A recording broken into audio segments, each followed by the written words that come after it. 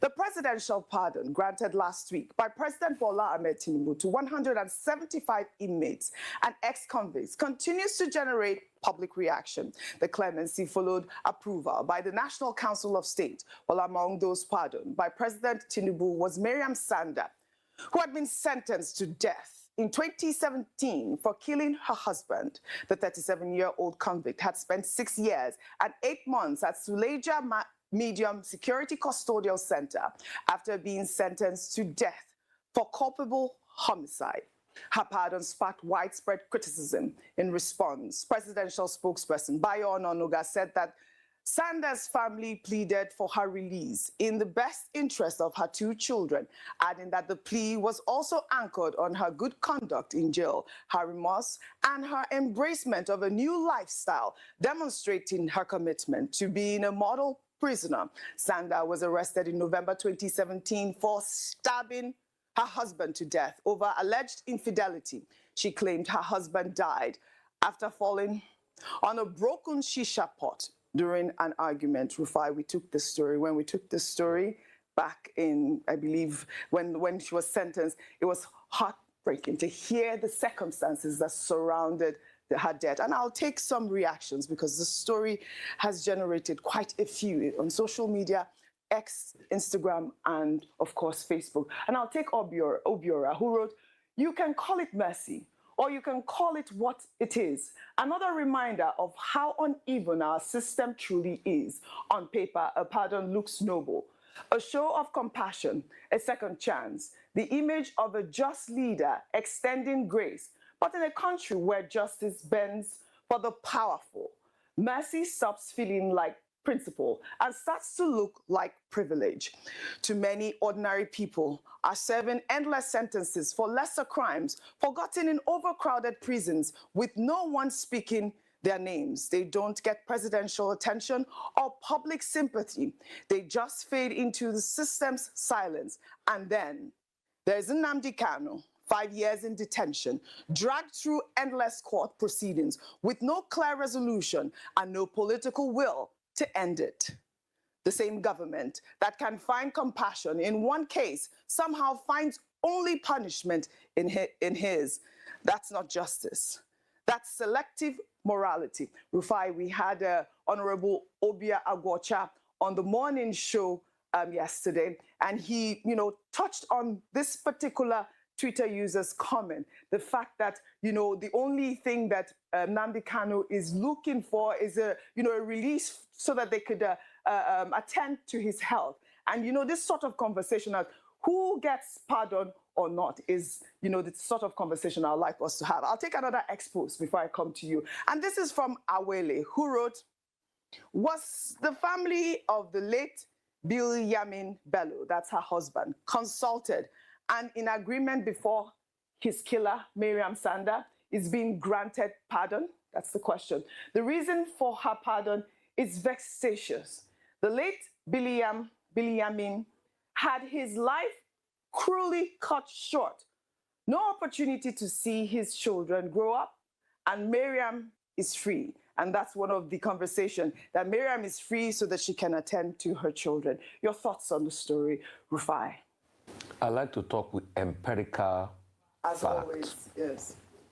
Presidential pardon, offense committed, October 2025. Drugs, 29.2%. Unlawful mining, 24%. Homicide, 13.5%. Fraud and corruption, 12.3%. Hijacking, 5.3%. Firearms, 2.3%. Robbery and theft, 2.3%. Human trafficking, 1.8%. You see, at this rate, let's all go mad together. Because if we have now become a nation where we pardon criminals that our institutions fought hard to convict, then President Tinubu, in your next pardon, I have some names for you. You must pardon Lawrence Anin. You must pardon Oyenusi, the criminal. You must pardon Shekau. Look at the joke Nigeria has become.